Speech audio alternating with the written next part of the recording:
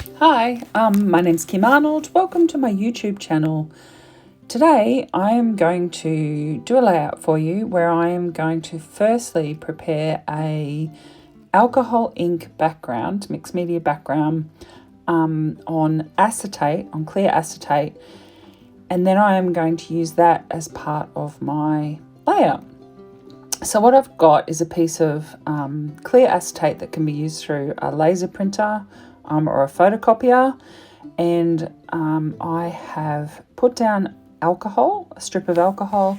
I have added teal alcohol ink to that, along with some brass alcohol ink, and then I'm just spreading that around the page, and I'm letting it sit from time to time so it dries up a bit, because then the residue will remain where it was, and then I'm shifting it around. So I'm going to end up with a large sort of puddle with variation of colour and some brass metallic through it and around the edge that I will then use as part of the background to this layout, rather than doing a mixed media directly onto the background. So you'll see there I used my hairdryer. I'm using that on a cool setting and blowing as lightly as I can to help dry that ink up a bit faster and to shift it around within that puddle that I am creating. It doesn't take terribly long to dry. Once it's dry, that's it. It's fixed, but you can add more alcohol to it and get it to move around.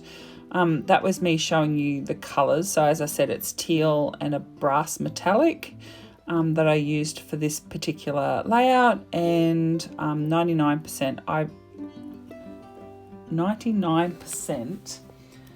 isopropyl alcohol is the alcohol that I use with it.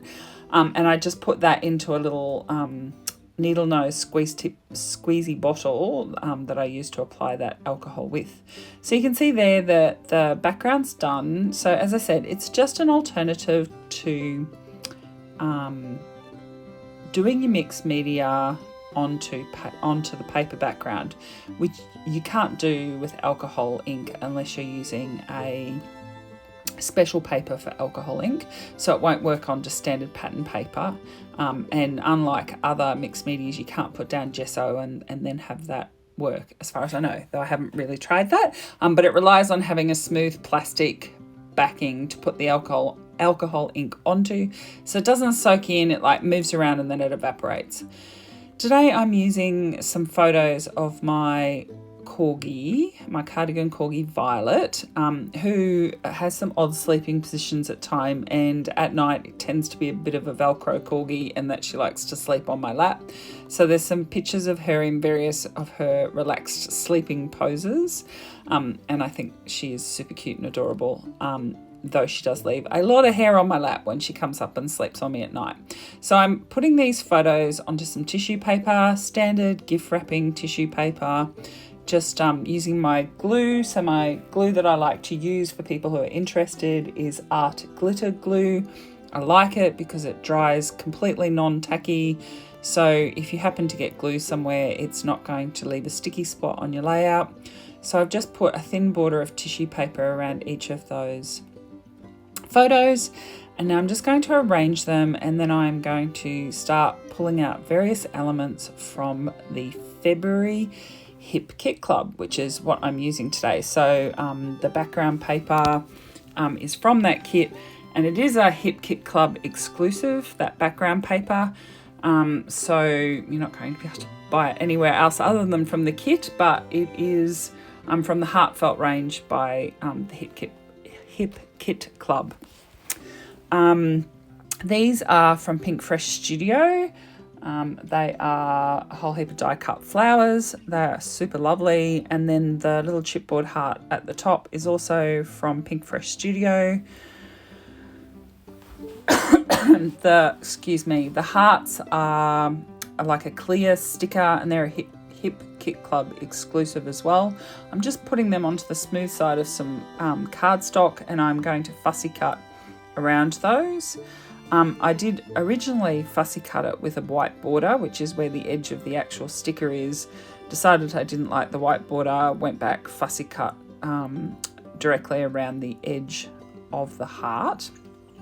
And so I'll just skip through you having to watch me cut all of those out, because quite honestly, I don't think I'm a very good fussy cutter. It gets a bit painful. So there you go, there's 5 of those hearts cut out. Now I'm just having a quick look through some of the other embellishments and putting them to the side, and I will use a selection of these as I go through completing the layout. So I'm just opening up some of the Pocket Life cards. So I also got the Pocket Life kit on this February kit. I really like this large stripy card with the heart at the top, so I'm going to use that to the left, on the left side of the photo cluster as sort of a base of this photo cluster. So I'm just moving photos and stuff around to see whether it's going to work layout wise. And I want to keep the leaves that of that flower cluster, because I'm going to use them somewhere else on the layout rather than wasting them being tucked in under the photos. Just going through those flower die cuts to pick out what's going to work, and placing those around the layout. It's just a matter of playing with these, so getting your colour, so remembering that I've got a lot of blue on the right hand side and then that pinky orange colour on the left hand side. I want to make sure whatever I put there is going to actually show up, so I'm just moving stuff around on the page, having a look, making sure that it looks balanced, and that the items that I'm adding can be seen, because the background is quite an intense coloured background. You'll see too it has a few blue splotches on it, which works in super well with that alcohol ink piece that I made. Now just tucking some tags in at the top so that I don't waste the bottom of those tags, which are very pretty. I've cut them in half, and I'm going to use this blue one as well. So with the blue one, I'm actually going to cut the bottom of it off, and I'll use the top section at the top of the photo cluster and the bottom section at the bottom of the photo cluster. Originally I was thinking of using the word that I popped out of that tag, the love word, but I ended up deciding that I preferred to actually use the bottom with the cutout. Now looking at this layout, I think that it could do with some more yellow. So I'm just having a look through some of the other items that came in this kit, and I've picked out a Sweetie Pie die cut in a nice bright yellow, which I think balances out the yellow at the top of the photos really well.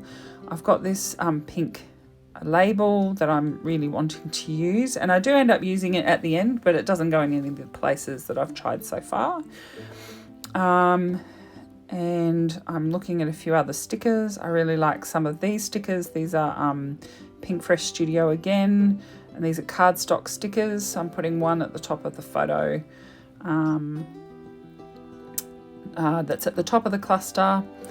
And then I found this really cute at home sticker, and I'm going to incorporate that into the title when I get to that point. So I've marked where I want to cut this acetate background, and I'm going to trim it down, and then I will sit it into the bottom right corner of the page, and then I'll build the rest of the page around it. So I will let you watch this process as I put the layout back together, and then I'll be back with you shortly.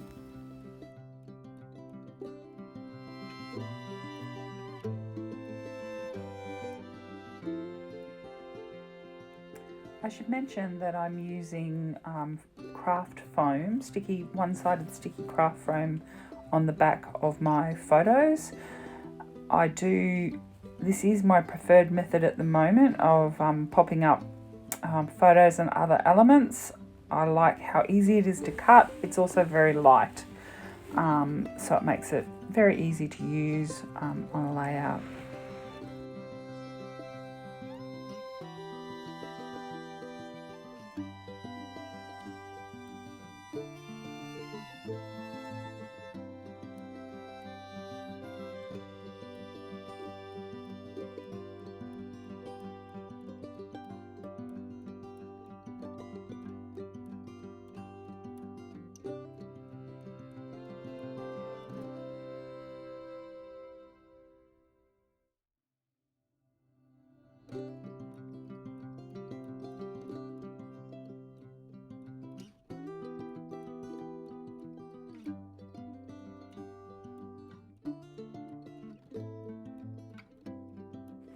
what I'm doing now is I'm just gluing all the various elements together without sticking them to the background paper.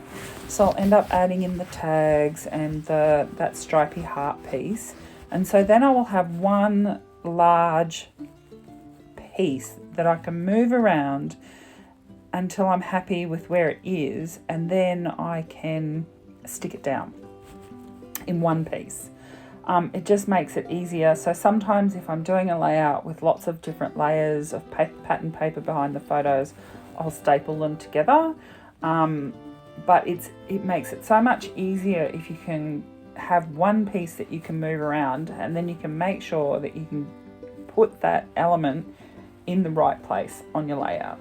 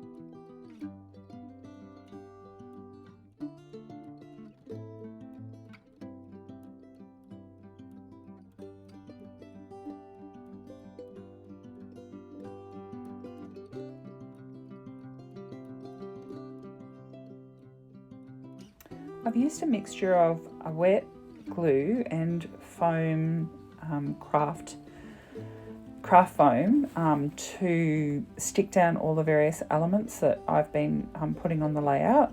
So this has given a variety of heights for all of the different elements. You can see here I've also stuck that at home sticker now down next to the sweetie pie, and I'm sticking a few more die cuts of those flowers down, and I'm tossing up now whether to use these gorgeous like painted clear stickers, but because this layout is quite colour dominant, they don't really show very well, and I don't think it'll be work like the hearts to put them onto white cardstock and then cut around them. So I'll use them on a layout where I've got a white background.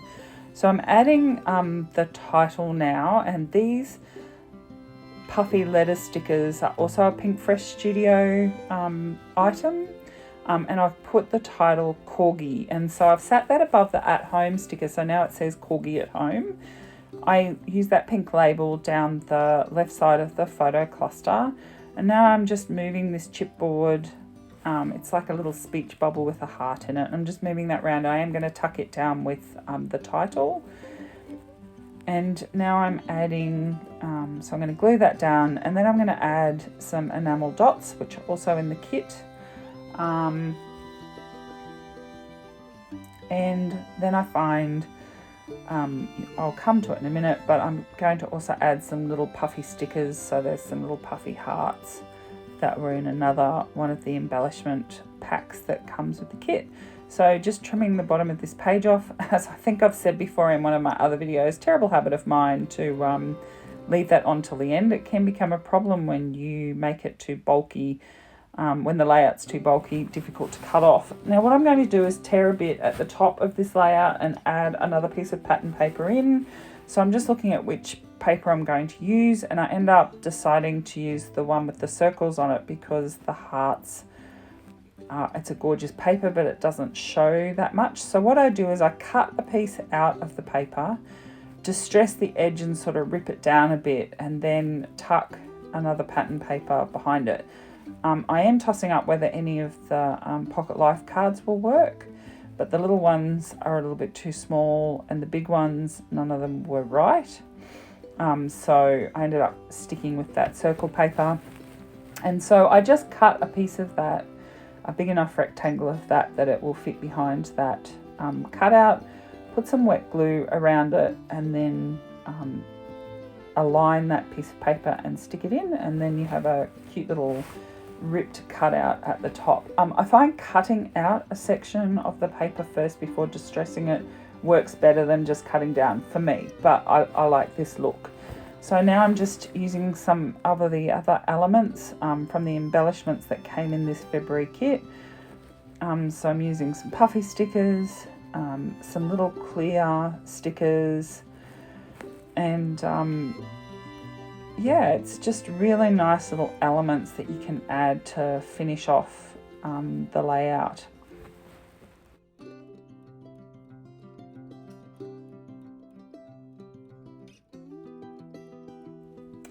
Okay, so I'm adding my journaling now to finish this page off. Make sure that when you're writing on acetate, like I am here, that you use a slick writer or something similar. I'm going to show you a little bit of close-up footage now, so you can see the variation in colour and the beautiful brush shimmer from that alcohol ink. It really is amazing. Like, it is so beautiful in real life. So here's some still shots of the layout and close-ups. I apologise, they're not the best photos, but it's very overcast and rainy here at the moment. If you enjoyed this video, I'd appreciate if you could press like below, and if you haven't already, subscribe to my YouTube channel. Thanks so much for joining me today, and I hope I've inspired you. Thank you.